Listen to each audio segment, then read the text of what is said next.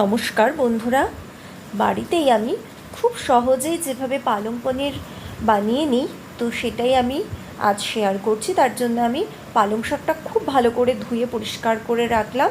এরপরে এটা সিদ্ধ বসিয়ে দিলাম। তো এখানে আমার 400 গ্রাম মতো পালং শাক আছে আর পনির আছে 250 গ্রাম। তো এরপরে এই পালং শাকটা জল থেকে ছেঁকে তুলে আমি একটা পেস্ট করে রাখলাম।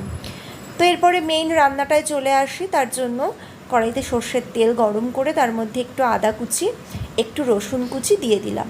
তারপরে দেব একটা পেঁয়াজ কুচি। এরপরে সব কিছু একটুখানি হালকাভাবে আমি ভেজে নেব। তো আমার হালকা ভাজা হয়ে গেছে। এর মধ্যে আমি একটা টমেটোর পেস্ট আমি দিয়ে দিলাম। এবার সব কিছু আরেকবার ভালোভাবে আমি মিশিয়ে নিলাম। এর মধ্যে আমি সামান্য একটু বাটিটা ধুয়ে জল মিশিয়ে দিলাম। তো এবার সব কিছু আবারও ভালোভাবে মিশিয়ে নিলাম আর ভালোভাবে একটুখানি আমি কষিয়ে নেব। এর মধ্যে এবার একে একে গুঁড়ো মশলাগুলো দিয়ে দিচ্ছি। দেব হলুদ গুঁড়ো, একটু জিরে গুঁড়ো, একটু লঙ্কার গুঁড়ো, স্বাদ মতো লবণ আর সামান্য একটু চিনি। এবার সব কিছু ভালোভাবে আমি কষিয়ে নেব। আর দিলাম সামান্য একটু গরম মশলার গুঁড়ো।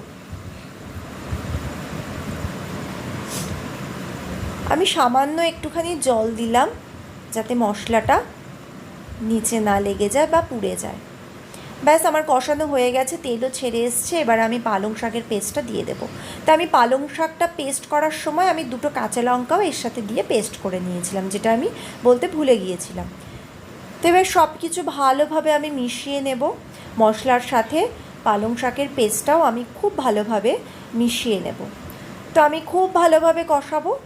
কষাতে কষাতে এর ভেতর থেকেও কিন্তু তেলটা ছেড়ে আসবে, বোঝাই যাচ্ছে পাশ থেকে কিন্তু তেলও আমার ছাড়তে শুরু করে গেছে। তো আমি পালং শাক যে পেস্ট করেছিলাম, যেটার মধ্যে আমি রেখেছিলাম, তো আমার একটু লেগে ছিল, তাই আমি বাটিটা ধুয়ে একটু জল আমি ওর মধ্যে অ্যাড করে দিলাম। তো আমার খুব ভালোভাবে কষানোও হয়ে গেছে। এর মধ্যে আমি পনিরের কিউবগুলো দিয়ে দেবো। তো আমি পনিরটাকে এইভাবে কিউব কিউব করে কেটে রেখেছিলাম। এরপরে সব কিছুর সাথে আমি পনিরের কিউবগুলো ভালোভাবে মিশিয়ে নেব। তো আমার মেশানোও হয়ে গেছে। রান্না কিন্তু অলমোস্ট কমপ্লিট। তো আমি ফ্লেভারের জন্য আমি ওপর থেকে একটু কাসুরি মেথি আমি ছড়িয়ে দিলাম, তাতে কিন্তু গন্ধটা খুব সুন্দর আসে।